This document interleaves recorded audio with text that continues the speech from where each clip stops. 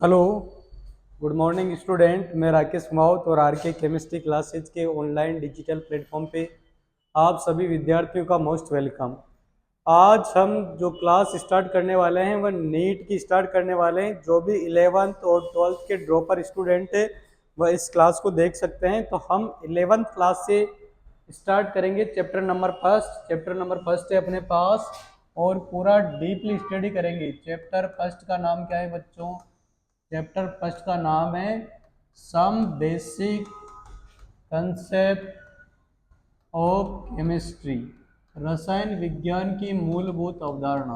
क्या है चैप्टर का नाम? रसायन विज्ञान की मूलभूत अवधारणाएं। रसायन विज्ञान की मूलभूत अवधारणाएं।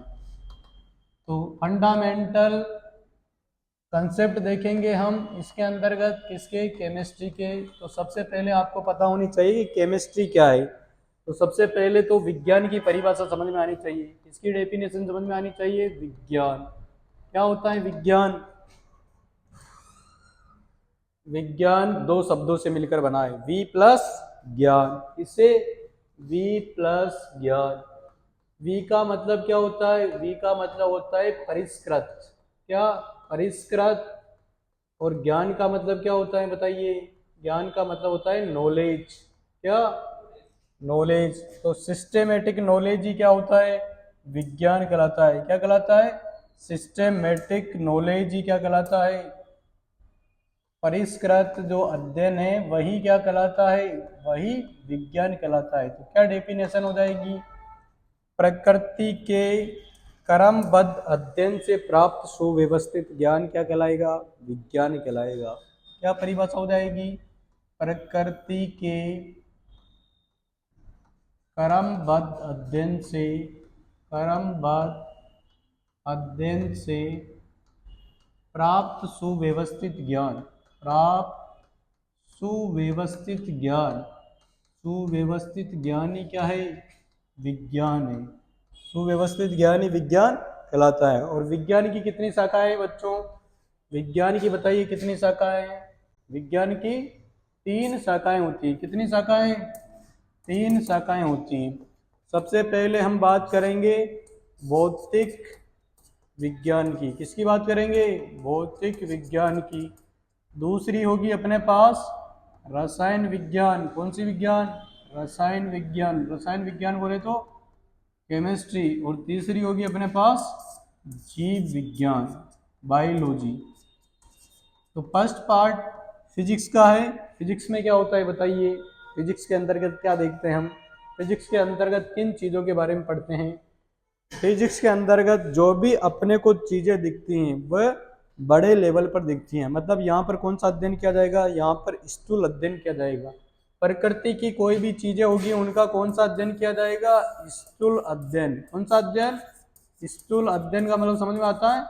यहाँ पर हम करेंगे मैक्रो स्टडी। कौन सी स्टडी करेंगे? बड़े लेवल पे अध्ययन करेंगे। मैक्रो स्टडी का मतलब जानते हो? जैसे बल लग रहा है। बल कैसे? बल लगने पर बताओ वस्तु की स्थिति में क्या हो जाएगा? परिवर्तन हो जाएगा। तो हम यहाँ पर किसके बारे में पढ़ेंगे बताइए? गतिकी के बारे में पढ़ेंगे। गति के बारे में पढ़ेंगे। और बताओ विद्युत धारा के बारे में पढ़ेंगे। जैसे पंखा चलाना है अपने को तो क्या है? बटन दबाया, विद्युत धारा भाई, पंखा अपने को दिखेगा कि पंखे में कितने रोटेशन हो रहे हैं। तो यहाँ पर मैक्रो स्टडी होगी, मतलब बड़े लेवल पर अध्ययन होगा। जबकि रसायन विज्ञान में क्या होगा? छोटा अध्ययन होगा। छोटा अध्ययन का मतलब जानते हो?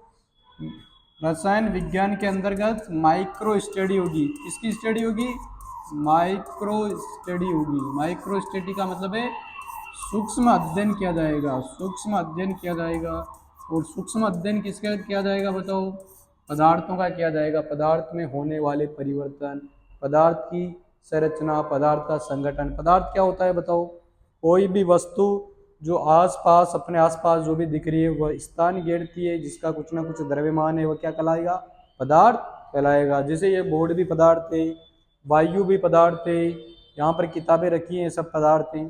तो बताओ यहाँ पर हम किसके बारे में पढ़ेंगे? यहाँ पर हम पढ़ेंगे पदार्थ के संगठन के बारे में। किसके बारे में? पदार्थ के संगठन की। पदार्थ किन चीजों से मिलकर बना है? पदार्थ किन से मिलकर बना होता है? अणु और परमाणुओं से। तो अणु और परमाणु के बारे में पढ़ेंगे। पदार्थ की संरचना के बारे में पढ़ेंगे। किसके बारे में?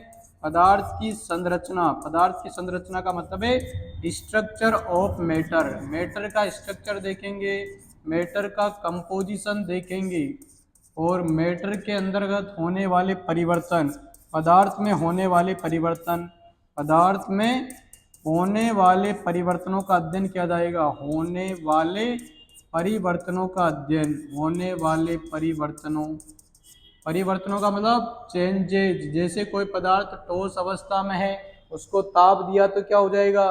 द्रव में चेंज हो जाएगा, और ताप देंगे तो गैस में चेंज हो जाएगा। तो पदार्थ के कंपोजिशन के बारे में, स्ट्रक्चर के बारे में, चेंजेज के बारे में पढ़ेंगे। और पदार्थ किन से मिलकर बना होता है? अणु और परमाणुओं से। तो रसायन विज्ञान बेसिकली अणु परमाणुओं का विज्ञान है। किसका विज्ञान है? रसायन विज्ञान अणु परमाणुओं का विज्ञान है। तो रसायन विज्ञान अणु और परमाणुओं का विज्ञान है, ऐसे बोल सकते हैं। क्योंकि पदार्थ का सबसे छोटा कण क्या होगा?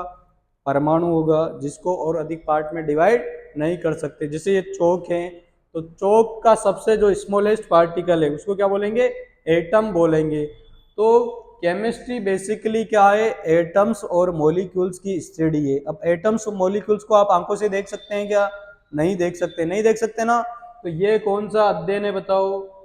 माइक्रो स्टडी है। क्या है? माइक्रो स्टडी है। और जीव विज्ञान के बारे में तो आप जानते हैं। जीव विज्ञान में बताओ किन चीजों के बारे में पढ़ेंगे? जीव विज्ञान के अंतर्गत हम दो पार्ट देखेंगे, एक जूलॉजी का और एक बॉटनी का। एक तो हम पादपों के बारे में अध्ययन करेंगे, और एक किसके बारे में अध्ययन करेंगे? जंतुओं के बारे में। जंतु या मानव शरीर रचना का अध्ययन करेंगे। मानव शरीर के बारे में भी पढ़ सकते हैं। इनका क्या करेंगे? इनका अध्ययन करेंगे। और अपने तो सिलेबस में क्या है? हम तो आपको क्या पढ़ाएंगे? केमिस्ट्री। मैं राकेश कुमार, तो आपको क्या पढ़ाऊंगा? केमिस्ट्री। तो केमिस्ट्री की देखते हैं हम रसायन विज्ञान। रसायन विज्ञान की डेफिनेशन समझ में आ गई? क्या होता है बताओ रसायन विज्ञान? रसायन विज्ञान की परिभाषा समझ में आ गई क्या? विज्ञान की वह शाखा जिसके अंतर्गत पदार्थ की संगठन, पदार्थ की संरचना और पदार्थ में होने वाले परिवर्तनों का अध्ययन किया जाएगा, उसको क्या बोलेंगे? रसायन विज्ञान। अब रसायन विज्ञान की कितनी शाखाएं बताइए? रसायन विज्ञान की अपने पास कितनी शाखाएं? 3 शाखाएं। कौन कौन सी? फर्स्ट शाखा है भौतिक रसायन। कौन सी रसायन है बताइए? भौतिक रसायन का मतलब है फिजिकल केमिस्ट्री। कौन सी केमिस्ट्री? फिजिकल केमिस्ट्री में आपको पता है क्या आते हैं? न्यूमेरिकल्स आते हैं। क्या आते हैं? न्यूमेरिकल्स। दूसरे नंबर पे अपने पास आएगी ऑर्गेनिक केमिस्ट्री। कौन सी? Organic chemistry. ऑर्गेनिक केमिस्ट्री को क्या बोलते हैं बताइए? कार्बनिक रसायन। क्या बोलते हैं? कार्बनिक रसायन में मोटा मोटी क्या आता है? बड़ी बड़ी रिएक्शनें आती हैं। आती है या नहीं आती है? आती है। और तीसरी है अपने पास इनऑर्गेनिक केमिस्ट्री। अब लोग बोलते हैं कि इनऑर्गेनिक केमिस्ट्री रटने का सब्जेक्ट है, रट्टा मारने का सब्जेक्ट है, बट ऐसा कुछ नहीं है, सब समझने का सब्जेक्ट है तीनों। इसको बोला जाता है अकार्बनिक रसायन। कौन सी रसायन? अकार्बनिक रसायन। तो बताओ भौतिक रसायन में क्या पढ़ेंगे बताओ? भौतिक रसायन रसायन विज्ञान की वह शाखा है जिसके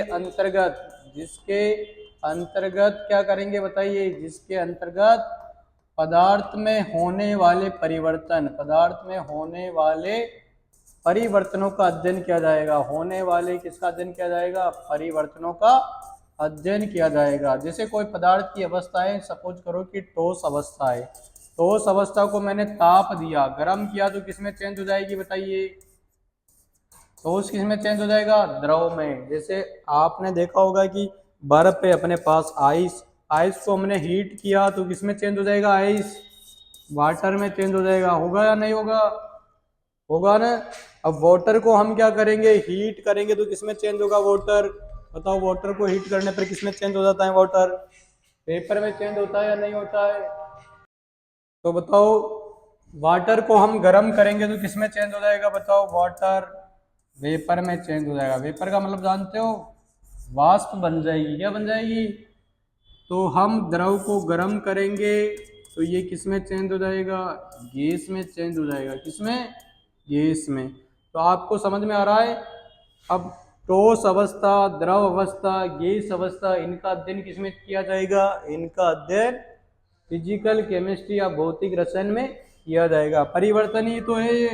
गैस को हमने ठंडा किया तो बताओ क्या बन जाएगा, द्रव। द्रव को हमने क्या किया, ठंडा किया तो क्या बन जाएगा, ठोस बन जाएगा। आ रहा है या नहीं आ रहा समझ में, आ रहा है।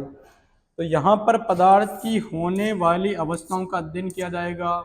होने वाली अवस्थाओं का अध्ययन का मतलब समझ रहे हो आप, अवस्थाओं का अध्ययन का मतलब समझ रहे हो आप फिजिकल केमिस्ट्री की। हम जैसे विलयन पढ़ेंगे, विलयन में क्या होता है, अवस्था में परिवर्तन नहीं होता है कि हम बाहर से डालेंगे, तो विलयन फिजिकल केमिस्ट्री का पार्ट है। समझ में आ रही बात।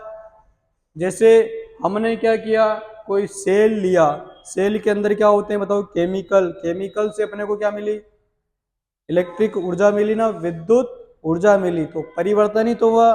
तो परिवर्तन से तो विद्युत रसायन भी किसमें चला जाएगा, भौतिक रसायन में चल जाएगा। केमिकल काइनेटिक, अभिक्रिया के वेग में परिवर्तन हो रहा है, तो बताओ किसमें जाएगा, ये भौतिक रसायन में। नहीं आ रहा समझ में, आ रहा है। अब कार्बनिक रसायन की बात करते हैं। तो कार्बनिक रसायन में कौन कौन से चैप्टरों का अध्ययन, बताओ। कार्बनिक रसायन नाम से पता चल रहा है, रसायन विज्ञान की वह शाखा जिसके अंतर्गत हाइड्रोकार्बन तथा हाइड्रोकार्बन व्युत्पन्नों का अध्ययन किया जाएगा। मतलब कार्बन से मिलकर बने यौगिकों का अध्ययन किया जाएगा। किसका, तो वह शाखा जिसके अंतर्गत हाइड्रोकार्बन तथा हाइड्रोकार्बन व्युत्पन्नों का अध्ययन किया जाता है, तथा हाइड्रोकार्बन व्युत्पन्नों का अध्ययन किया जाता है, वह क्या कहलाएगा बताओ। व्युत्पन्नों का अध्ययन किया जाता है, वह क्या कहलाएगा, ऐसी शाखा अपने पास कार्बनिक रसायन कहलाएगी। जैसे हाइड्रोकार्बन में तो आप जानते हो, जैसे हम आपको बताएं CH3, तो ये हाइड्रोकार्बन है, दो कार्बन का है, तो दो कार्बन को क्या बोलते हैं हम, एच। क्या बोलते हैं, एच। अब इसमें से हम क्या कर रहे हैं, कार्बन कार्बन के बीच में एकल बंध है तो क्या आएगा, एथेन। तो ये तो हो गया हाइड्रोकार्बन। क्या हो गया, हाइड्रोकार्बन। अब मैं इसमें से इस हाइड्रोजन को हटा दिया और एक हाइड्रोजन को हटाकर मैंने क्या जोड़ दिया, COOH। तो क्या बन गया, CH3CH2COOH। तो कौन सा एसिड बन गया, प्रोपेनोइक एसिड। तीन कार्बन का एसिड नहीं बना क्या, तीन कार्बन का एसिड का क्या नाम है, प्रोपेनोइक एसिड। जैसे मैंने अगर यहाँ पर सपोज करो कि मैं H को हटाकर OH जोड़ दिया, तो क्या बन गया, CH3CH2OH। एथेनॉल बना या नहीं बना, तो ये एथेनॉल, प्रोपेनोइक अम्ल, ये क्या है, ये हाइड्रोकार्बन व्युत्पन्न है। क्या है ये तो है हाइड्रोकार्बन, और ये हाइड्रोकार्बन व्युत्पन्न है। तो हाइड्रोकार्बनों का अध्ययन या हाइड्रोकार्बन व्युत्पन्नों का अध्ययन जिस शाखा में किया जाएगा वो क्या कहलाएगी, कार्बनिक रसायन कहलाएगी। यहाँ पर हम देखेंगे बनाने की विधियां और इनकी रासायनिक अभिक्रिया, इनके भौतिक गुणधर्म। समझ में आ रही बात, ये सब। और अकार्बनिक रसायन क्या होती हैं, रसायन विज्ञान की ऐसी शाखा होती है जिसके अंतर्गत कार्बन को छोड़कर जितने भी यौगिक बचे ना, कार्बन को छोड़कर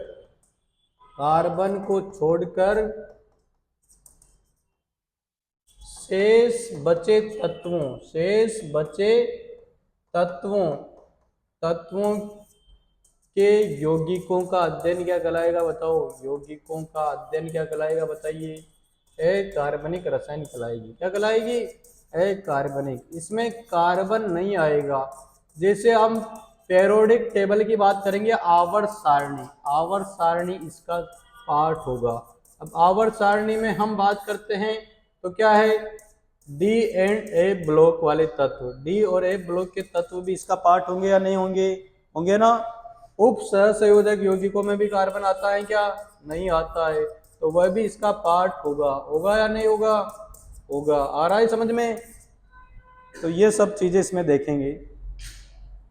ठीक है, आज ये ऐसे कैसे हो गया, आज लाइट कैसे चली।